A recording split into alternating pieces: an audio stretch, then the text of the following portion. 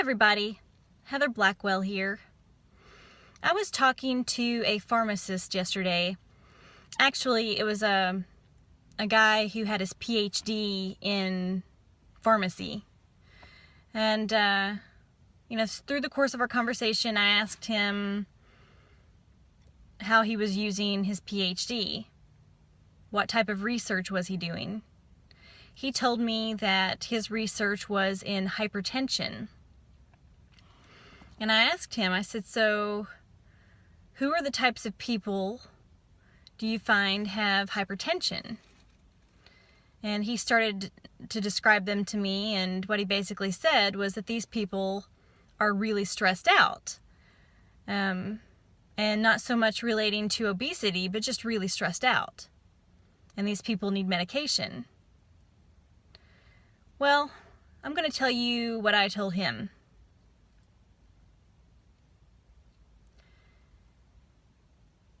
Our stress starts in our head. Our stress is connected to our thoughts, our thinking. What I'm telling you is that you don't need medication. You need to change your thinking. And some of the people that are listening to this message are going to be shaking their head and saying that I don't know what I'm talking about, that it's much more complicated. It is absolutely complicated. Changing your mentality is probably the hardest thing you will ever do. But it is worthwhile to do so. If you choose to change your thinking, you are choosing to change your perception of life. You are choosing self-control. You are choosing to take control, to take charge of your life. And that's what I'm asking you to do, and that is very difficult to do. There will be much failure. There will be much pain, emotional pain. There may even be some physical pain. But it is worthwhile to do so. Do you want to be in control of your life? Or do you want to continue letting life pull you in whatever direction you allow it to, which causes you stress, which causes you to go after antidepressants and other types of medicines that can alleviate things like hypertension? Because it's true, stress does kill. When we are stressed out, our body creates cortisol, and that is a hormone that we need, but it can be a very destructive hormone. Cortisol can destroy all of the vitamins and minerals in your body. Without those vitamins and minerals, your body is not able to repair itself. So that is where the destruction comes in. You stress out, your body creates cortisol. The cortisol destroys all the nutrients in your body. Your body can't regenerate. Your body starts to fail. Cortisol can even thicken your blood. What happens when your blood thickens? Blood clots, strokes, heart attacks. So if you want to have a better quality of life, you need to change your thinking. Because your health is truly in your head. Your health starts in your brain housing group, this little area here between your ears. And I want everyone to have positive mental health. I want everyone to have positive physical health, positive emotional health, better relationships.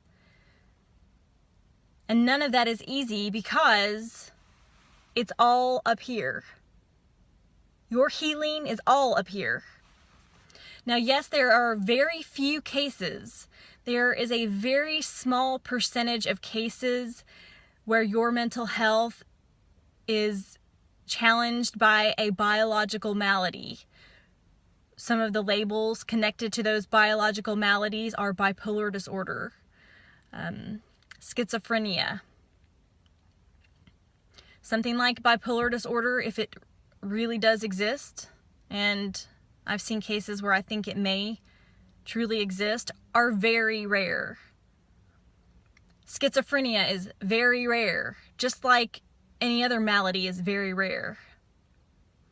But the most common maladies are ones that you can control by changing the way you think, by changing your perception, by choosing what you're going to stress out about. That little serenity prayer is spot on. People need to learn to deal with what they can't change.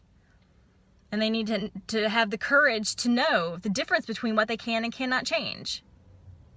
And then they need to go forth with that courage and live their life to the best of their ability. And that's what I'm asking you to do. It's very simple and it is very difficult, I know.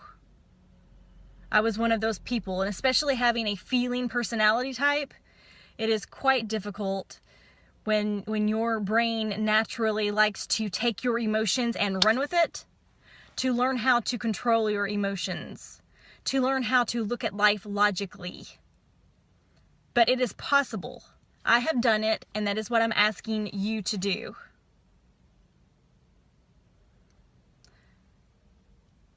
And it's like the PhD pharmacy guy said. He said, well, I don't want everyone to not have hypertension, because then I would be out of a job. And I said, don't worry.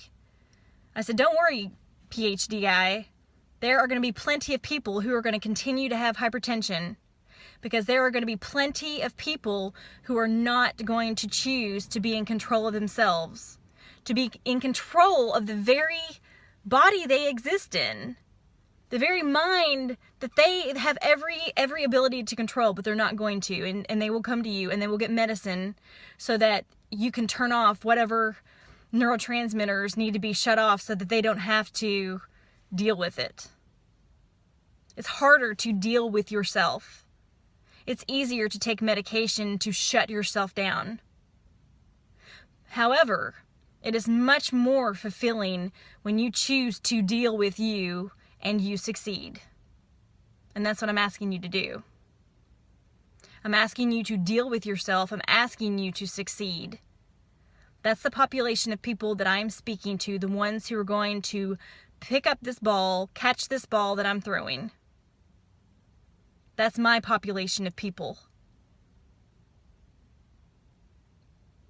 And then the PhD guy can have the rest. All right. I'm Heather Blackwell. That's Food for Thought. Have a good day. Bye.